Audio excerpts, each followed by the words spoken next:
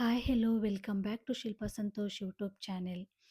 Few days back ನಾನೊಂದು video ಮಾಡಿದ್ದೆ. ಆ ವಿಡಿಯೋದಲ್ಲಿ ಏನಂದರೆ ನನ್ನ ಮಗನಿಗೆ 6 ಮಂತ್ ಕಂಪ್ಲೀಟ್ ಆಯಿತು. ಸೊ ರಾಗಿ ಸರಿನ ಫಸ್ಟ್ ನಾನು ಇಂಟ್ರೊಡ್ಯೂಸ್ ಮಾಡಿದ್ದೆ. ಸೊ ನಾನು ಯಾಕೆ ರಾಗಿ ಗಂಜಿನ ಚೂಸ್ ಮಾಡಿದೆ ಅನ್ನೋದನ್ನು ಆ ವಿಡಿಯೋದಲ್ಲಿ ಎಕ್ಸ್ಪ್ಲೇನ್ ಮಾಡಿದ್ದೀನಿ. ಸೊ ಯಾವುದೇ ರೀತಿಯಿಂದ ಚೇಂಜಸ್ ಕಾಣಿಸ್ಲಿಲ್ಲ. ಒಂದು 10 to 15 ಡೇಸ್ ನಾನು ರಾಗಿ ಸರಿನ ಕೊಟ್ಟೆ. ಸೊ ಮಗು ಆರೋಗ್ಯವಾಗಿ ಇರೋದ್ರಿಂದ ನಾನು ನೆಕ್ಸ್ಟ್ ಫುಡ್‌ನ ಇಂಟ್ರೊಡ್ಯೂಸ್ ಮಾಡೋಣ ಅಂತ ಈ ವಿಡಿಯೋನ ಮಾಡ್ತಾ ಇದ್ದೀನಿ. ಸೊ ನಾನಿಲ್ಲಿ ಒಂದು ಕ್ಯಾರೆಟ್‌ನ ತಗೊಂಡಿದ್ದೀನಿ. ನಮ್ಗೆಲ್ರಿಗೂ ಆಲ್ರೆಡಿ ಗೊತ್ತಿರೋ ಹಾಗೆ ವಿಟಮಿನ್ ಎ ಕ್ಯಾರೆಟಲ್ಲಿ ಜಾಸ್ತಿ ಇರುತ್ತೆ.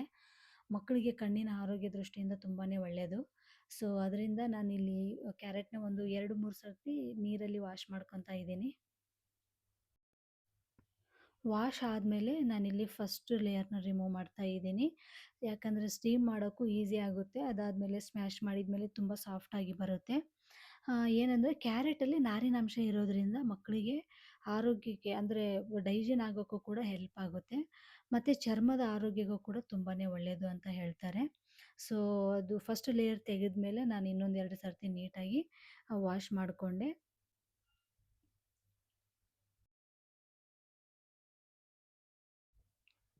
ಇವಾಗ ನಾನು ಕ್ಯಾರೆಟ್‌ನ ಸ್ಮಾಲ್ ಪೀಸಸ್ ಆಗಿ ಕಟ್ ಮಾಡ್ತಿದ್ದೀನಿ. ನಾವು ಸ್ಟೀಮ್ ಮಾಡೋಕ್ಕಿಟ್ರೆ ಫುಲ್ ಹಾಗೇ ಇಟ್ಟರೆ ಅದು ಬೇಗ ಆಗಲ್ಲ. ತುಂಬ ಟೈಮ್ ಹಿಡಿಯುತ್ತೆ. ಸೊ ಈ ಥರ ಚಿಕ್ಕ ಪೀಸ್‌ಗಳ್ನ ನಾನು ಕಟ್ ಮಾಡ್ಕೋದ್ರಿಂದ ಬೇಗ ಸ್ಟೀಮ್ ಆಗುತ್ತೆ ಅಂತ. ಸೊ ನಮ್ಮ ಮನೇಲಿ ಈ ಥರ ಹೋಲಿರೋ ಪಾತ್ರೆ ಇದೆ. ನಾನು ಈ ಪಾತ್ರೆಯಲ್ಲೇನೆ ಸ್ಟೀಮ್ ಮಾಡ್ಕೊತಾ ಇದ್ದೀನಿ. ಸೊ ಇಲ್ಲ ನಿಮ್ಮ ಮನೇಲಿ ಏನಾದರೂ ಇಡ್ಲಿ ಪಾತ್ರೆ ಇದ್ದರೆ ಅದನ್ನು ಕೂಡ ನೀವು ಯೂಸ್ ಮಾಡ್ಕೋಬೋದು. ಸೊ ಇನ್ನೊಂದು ಪಾತ್ರೆಯಲ್ಲಿ 1 ಗ್ಲಾಸ್ ನೀರು ಹಾಕ್ಕೊಂಡೆ. ಸೊ ಇವಾಗ ನಾವು ಕಟ್ ಮಾಡಿರೋ ಎಲ್ಲ ಕ್ಯಾರೆಟ್‌ನ ನೀಟಾಗಿ ಅರೇಂಜ್ ಮಾಡ್ಕೊತಾ ಇದ್ದೀನಿ. ಸೊ ಅರೇಂಜ್ ಮಾಡ್ಕೊಂಡಾದ್ಮೇಲೆ ಏನಂದರೆ ಇನ್ನೊಂದು ಪ್ಲೇಟ್‌ನ ತಗೊಂಬಿಟ್ಟು ಇದು ಇದು ಅಂದ್ರೆ ಹೋಲಿರೋ ಪಾತ್ರೆಗೆ ನಾವು ಅರೇಂಜ್ ಮಾಡ್ಕೊಂಡಿರ್ತೀವಲ್ಲ ಅದ್ರ ಮೇಲೆ ನೀಟಾಗಿ ಈ ಥರ ಕ್ಲೋಸ್ ಮಾಡ್ಕೊಂಬಿಟ್ಟು ಏನಿಲ್ಲ ಅಂದರೆ ಒಂದು 20 ಮಿನಿಟ್ಸ್ ನಾನು ಅರೌಂಡು 20 to 25 ಮಿನಿಟ್ಸ್ ಸ್ಟೀಮ್ ಮಾಡಿಕೊಂಡೆ. ಯಾಕಂದರೆ ಚೆನ್ನಾಗಿ ಬೇಯಬೇಕು. ಬೆಂದರೆ ಮಾತ್ರ ನಾವು ಸ್ಮ್ಯಾಶ್ ಮಾಡೋಕ್ಕೆ ಈಸಿ ಆಗುತ್ತೆ. ನೋಡಿ ಈ ಥರ ಕ್ಯಾರೆಟ್ ಕಂಪ್ಲೀಟಾಗಿ ಸ್ಟೀಮ್ ಆಗಿದೆ. ಸೊ ನೋಡಿ ಈ ಥರ ಬೆಂದಿದೆ ಕ್ಯಾರೆಟ್. ಸೊ ಇನ್ನೊಂದು ಬೌಲ್‌ಗೆ ಶಿಫ್ಟ್ ಮಾಡಿಕೊಂಡೆ. ಶಿಫ್ಟ್ ಮಾಡಿಕೊಂಡು ಇವಾಗ ಸ್ಮ್ಯಾಶರ್ ಇದೆ ಮನೇಲಿ ಅದನ್ನೇ ತೊಗೊಂಬಿಟ್ಟು ನಾನು ಸ್ಮ್ಯಾಶ್ ಮಾಡ್ಕೊತಾ ಇದ್ದೀನಿ. ಈ ಥರ ಸ್ಮ್ಯಾಶ್ ಮಾಡ್ಕೊತಾ ಇರಬೇಕು. ಏನಿಲ್ಲ ಅಂದರೆ ನಾನೊಂದು ಹಾಫ್ ಆನ್ ಅವರ್ ಟೈಮ್ ತೊಗೊಂಡಿದ್ದೀನಿ. ಯಾಕಂದರೆ ಇದು ಮಗು ಅಂದರೆ 6 ಮಂತ್ ಬೇಬಿ ಫುಡ್ ಆಗಿರೋದ್ರಿಂದ ಕಂಪ್ಲೀಟಾಗಿ ಇದು ಸ್ಮ್ಯಾಶ್ ಆಗಬೇಕು. ಅಂದರೆ ತುಂಬ ಸಾಫ್ಟಾಗಿ ಆಗಬೇಕು. ಆಗಾಗ ಏನಂದರೆ ಒಂದು ಸ್ವಲ್ಪ ಸ್ವಲ್ಪ ನೀರನ್ನ ಆ್ಯಡ್ ಮಾಡಿಕೊಂಡು ನಾನು ಈ ಥರ ಪೇಸ್ಟ್ ಮಾಡಿಕೊಂಡೆ.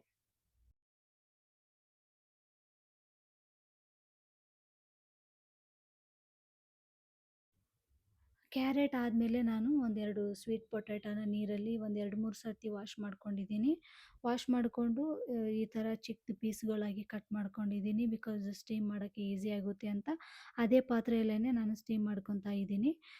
ಸೊ ಈ ಸ್ವೀಟ್ ಪೊಟ್ಯಾಟೋದಲ್ಲಿ ಏನಂದರೆ ಕಾರ್ಬೋಹೈಡ್ರೇಟ್ ಜಾಸ್ತಿ ಇರುತ್ತೆ ಮತ್ತು ಕ್ಯಾರೆಟಲ್ಲಿ ಇರೋ ಹಾಗೆ ವಿಟಮಿನ್ ಎ ತುಂಬ ಜಾಸ್ತಿ ಇರುತ್ತೆ ಅಂತೆ. ಅದರಿಂದ ಕಣ್ಣಿನ ದೃಷ್ಟಿ ಮತ್ತು ಕಣ್ಣಿನ ಆರೋಗ್ಯಕ್ಕೆ ತುಂಬ ಒಳ್ಳೆಯದು ಅಂತ ಹೇಳ್ತಾರೆ. ಸೊ ಇದರಲ್ಲೂ ಕೂಡ ನಾರಿನಂಶ ಜಾಸ್ತಿ ಇರೋದ್ರಿಂದ ಡೈಜೆನ್‌ಗೆ ಹೆಲ್ಪ್ ಆಗುತ್ತೆ ಮಕ್ಕಳಿಗೆ.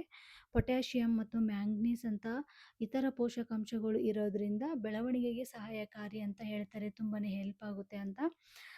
ಸೊ ನೋಡಿ ಈ ಥರ ನಾನು ಕಂಪ್ಲೀಟಾಗಿ ಸ್ಟೀಮ್ ಮಾಡಿಕೊಂಡೆ ನಾನು.